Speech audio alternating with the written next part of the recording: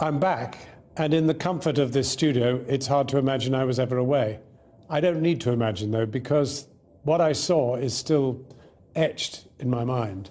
What I never knew is what I know now, which is that those people who live in Gaza are mainly, but unbelievably young. The average age is 17. That means that about 250,000 are under 10.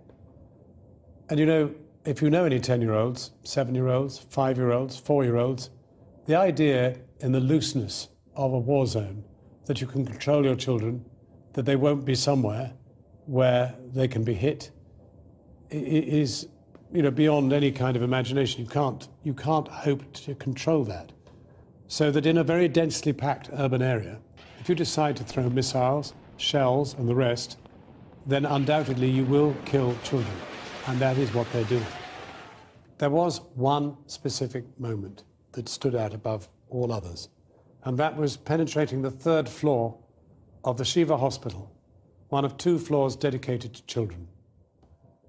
That's where I met Maha, terribly crippled by shrapnel that had penetrated her spine.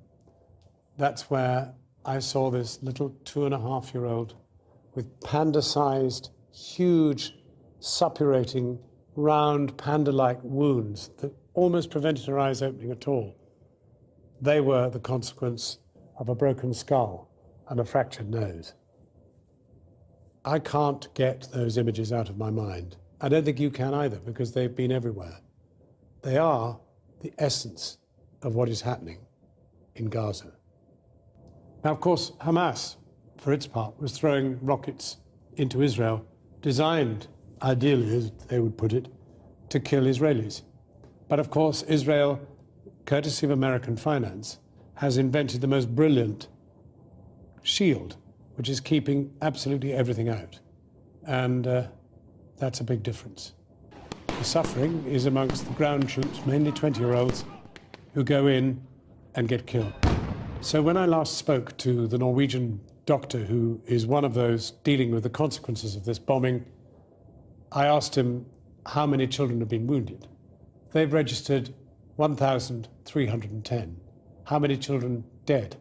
166. But that number is growing all the time. That is what makes this something that every one of us has to confront. We have to know that in some way we actually share some responsibility for those deaths, because for us it is no priority whatever to stop it. Our United Nations, our government, our world is not that interested. The fact that you're watching this, that you've chosen to watch it, means that you're actually motivated to do something. And that, in the end, is the greatest hope the people in Gaza have. We cannot let it go on. If our reporting is worth anything, if your preparedness to listen and watch and read is anything to go by, together we can make a difference.